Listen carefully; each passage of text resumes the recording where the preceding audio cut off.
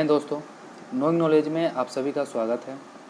आज हम लोग मोस्ट इम्पॉर्टेंट करंट अफेयर देखेंगे। जो बच्चा यूपीएससी या किसी भी स्टेट पीसीएस का तैयारी करते हों उनके लिए, या एसएससी, एनटीपीसी या जो अभी एसएससी सीजीएल का एग्ज़ाम आने वाला है, इसके अलावा किसी और भी आप अदर कंपटीशन का तैयारी करते हैं तो ये आपके लिए मोस्ट इम्पॉर्टेंट करंट अफेयर है। ठीक है, आज हम लोग 18 जुलाई का करंट अफेयर देखेंगे। इससे पहले बता दूं कि जो बच्चा हमारे चैनल पे नया आए हैं वो हमारे चैनल को सब्सक्राइब कर लें ताकि मेरा आने वाला वीडियो आप लोग के पास आसानी से पहुंच जाए। ठीक है, चलिए सीधे प्रश्न की ओर चलते हैं।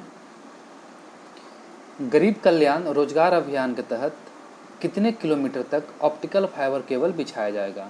तो ये आपका आंसर है 757 किलोमीटर। देखिए, बता दें कि राज्य के 32 जिलों में ये ऑप्टिकल फाइबर केबल बिछाया जा रहा है, जिसमें से पटना, गया, भागलपुर और मुजफ्फरपुर में काम है जो तेज़ी से चालू कर दिया गया है।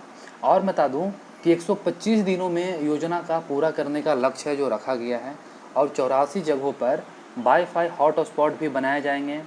इसके अलावा 36,000 मानव दिवस का रोजगार एक पंचायत में प्राप्त होगा और 50,000 करोड़ रुपये की साधन राशि की व्यवस्था इसमें की गई है। देखिए, बता दें कि इस अभियान में मनरेगा, ग्रामीण आवास योजना और कौशल प्रशिक्षण से लेकर अन्य विभागों की कई योजनाएं शामिल किया गया है, और सबसे अधिक मनरेगा के 12 तरह के काम इस अभियान में जोड़े गए हैं, जो सभी कामों का मॉनिटरिंग व संचालन की जिम्मेदारी ग्रामीण विकास विभाग को दी गई है। ठीक है, चलिए अगला प्रश्न की ओर चलते हैं। देखिए, अगला प्रश्न है कि भारत ने सबसे सस्ता कोरोना टेस्ट किट लॉन्च किया है, तो उस किट का आप नाम बताइए। तो उस किट का नाम आपको कोरोश्योर है। देखिए, बता दें कि कोरोश्योर जो देश में कोरोना संक्रमण बढ़ने के साथ ही टेस्टिंग की क्षमता भी देश में बढ़ी है, और अब तक करीब 1.25 ठीक है करोड़ टेस्ट हो चुके हैं। भारत में दुनिया का सबसे सस्ता कोरोना किट जो कोरोश्योर नाम से लॉन्च किया गया है, और इसे आईआईटी ने तैयार किया है। ठीक है, चलिए अगला प्रश्न की ओर चलते हैं। देखिए, अगला प्रश्न है कि भारतीय रेलवे को किस वर्ष पूरी तरह बिजली से चलने वाला रेल नेटवर्क बन जाएगा? तो ये आपका रखा गया है आज से 3.5 साल बाद, यानी कि 2024। देखिए, बता दें कि भारतीय रेलवे ने पूरी तरह से बिजली से चलने वाला रेल नेटवर्क तैयार करने की घोषणा की है, जिसके लिए 3.5 साल का लक्ष्य निर्धारित किया गया है। रेल मंत्री पीयूष गोयल ने ये बात बताया है कि भारतीय उद्योग परिसंघ, जिसे CII इवेंट में रेल मंत्री पीयूष गोयल ने कहा कि भारतीय रेलवे अगले 3.5 सालों में, यानी कि 2024 में पूरी तरह से बिजली से चलने वाला रेल नेटवर्क बन जाएगा। ठीक है, इसे आप लोग ध्यान में रखिएगा। चलिए अगला प्रश्न की ओर चलते हैं। अगला प्रश्न है कि भारत किस देश के बॉर्डर पर दुनिया का सबसे ऊंची रेल लाइन बिछाने जा रही है? ठीक है, तो ये कोई नहीं, चाइना है। देखिए, बता दें कि चीन बॉर्डर पर दुनिया की सबसे ऊंची रेल लाइन बिछा रहा है भारत, और अब 20 घंटे में दिल्ली से लद्दाख का सफ़र तय किया जाएगा। जो किलोमीटर की लंबाई है वो 465 किलोमीटर लंबाई इसकी लाइन है। 83,360 करोड़ रुपये इसमें लागत आया है। और बता दें कि 74 सुरंग बनाने का इसमें प्रोजेक्ट शामिल है, 74, और 238 किलोमीटर सुरंगों की कुल लंबाई है, और 30 स्टेशन होंगे भारत चीन सीमा पर। ठीक है, और ये हमारे सीमा में, देखिए चीन के साथ जो सीमा विवाद के बीच भारतीय रेलवे ने लेह लद्दाख तक ट्रैक बिछाने की योजना को रफ्तार दे दी है।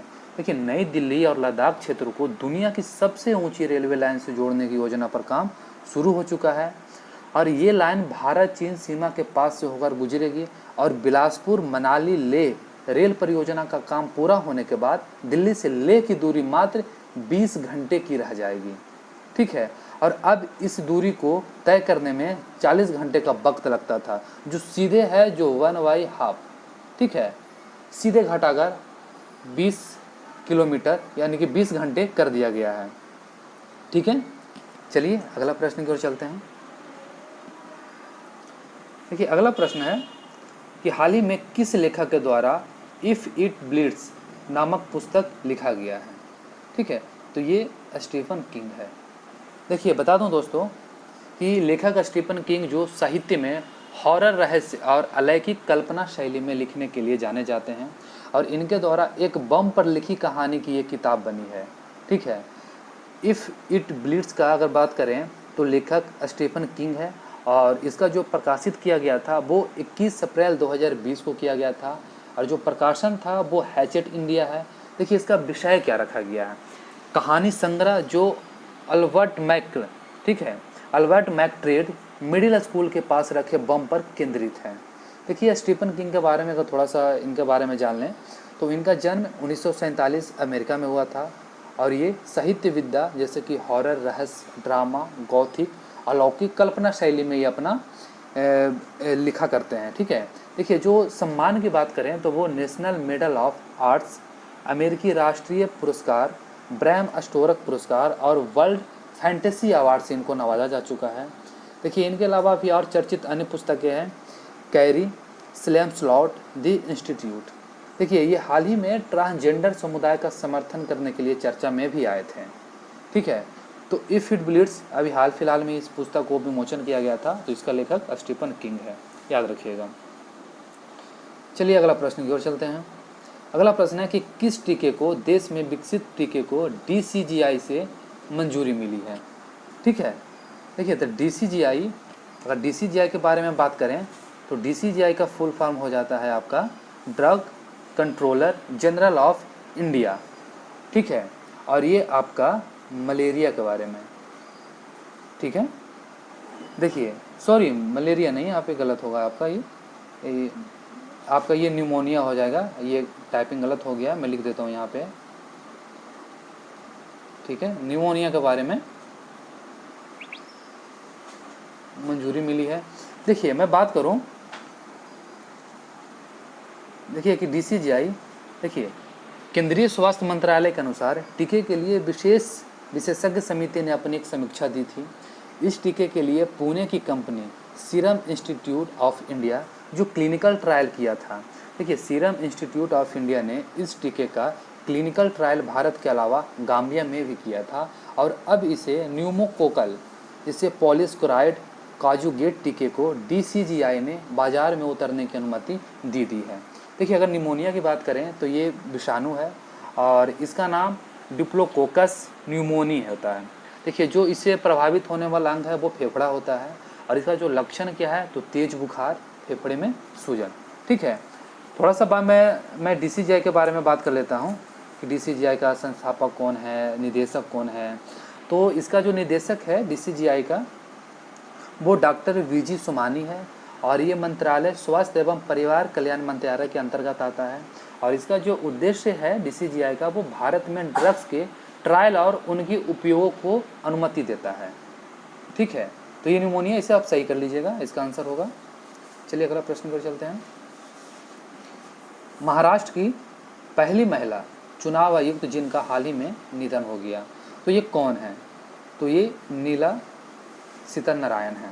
ठीक है, देखिए मैं बता दूं कि अभी हाल ही में चर्चा में रहे हैं ये, और नीला सत्यनारायण जो एक लेखिका भी थी, इनका 72 वर्ष की उम्र में कोविड-19 के कारण इनका निधन हो गया। ठीक है, कोरोना वायरस के कारण इनका है जो निधन हो गया है, और ये 1972 बैच की एक IAS अधिकारी भी थी, और IAS अधिकारी के तौर पर इन्होंने 37 साल तक महाराष्ट्र के अलग अलग विभागों में अपना सेवा दे चुकी हैं।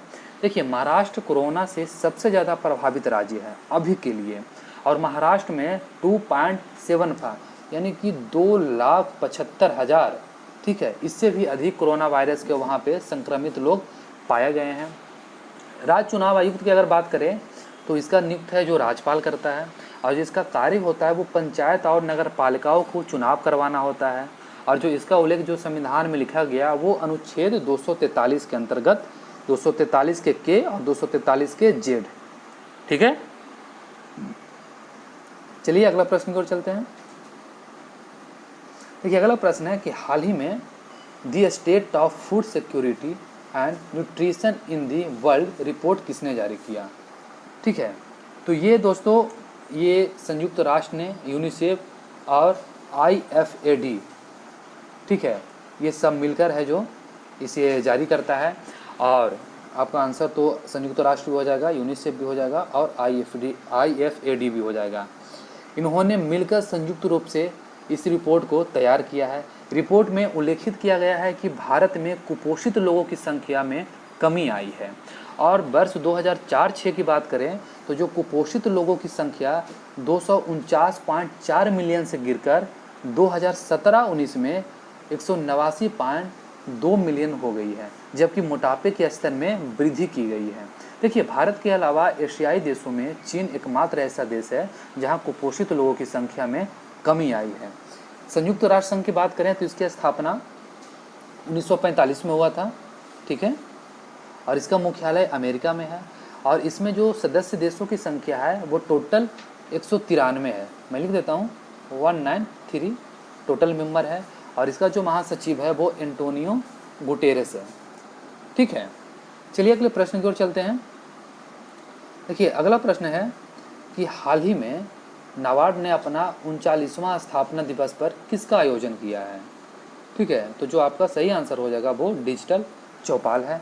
देखिए, मैं नाबार्ड की बात करूं तो नाबार्ड है जो आपको डिजिटल चौपाल का अभी हाल ही में शुभारंभ किया है और ये ऐसा करने वाला, और जैसे कि नाबार्ड जो national bank of agriculture and rural development इसका फुल फॉर्म होता है, आप इसे याद करिएगा। और बात करें कि जो डिजिटल चौपाल का आयोजन भी किया गया है और इस चौपाल का आयोजन वीडियो कॉन्फ्रेंस के माध्यम से किया गया है। इन्होंने अपने 39वें स्थापना दिवस के अवसर पर नाबार्ड ने 5000 करोड़ रुपये की पूर्णवित्त योजना का भी ऐलान किया है। देखिए, बात करें कि पूर्णवित्त योजना का लक्ष्य 2105 वाटरशेड विकास परियोजना के लाभार्थी को वित्त सहायता के रूप में प्रदान किया जाएगा।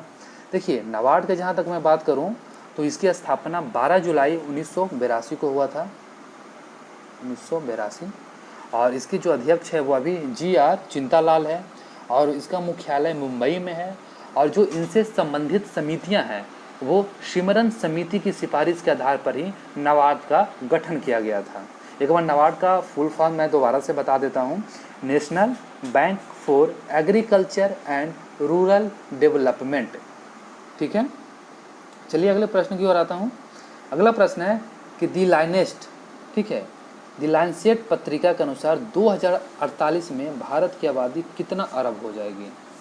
तो ये जो आपका सही आंसर है वो 1.6 अरब है। देखिए, मैं बात करूँ कि एक जो बहुत ही नामी और चर्चित पत्रिका है दी लैंसेट, इसने अभी हाल ही में एक स्टडी में प्रकाशित किया था कि भारत में 2048 में आबादी बढ़कर करीब 1.6 अरब हो सकती है और फिर वर्ष 2100 में ये 32% घटकर लगभग 1.09 अरब रह सकती है। देखिए, अध्ययन के मुताबिक भारत में 2017 में कार्य की उम्र वाले लोग जिसे अडल्ट कहते हैं उसकी आबादी 76.2 करोड़ थी और जो 2100 में वर्ष 2100 में ये घटकर करीब 57.8 करोड़ रह जाएगी, ठीक है। आज इतना ही, कल फिर मिलते हैं इसी टाइम।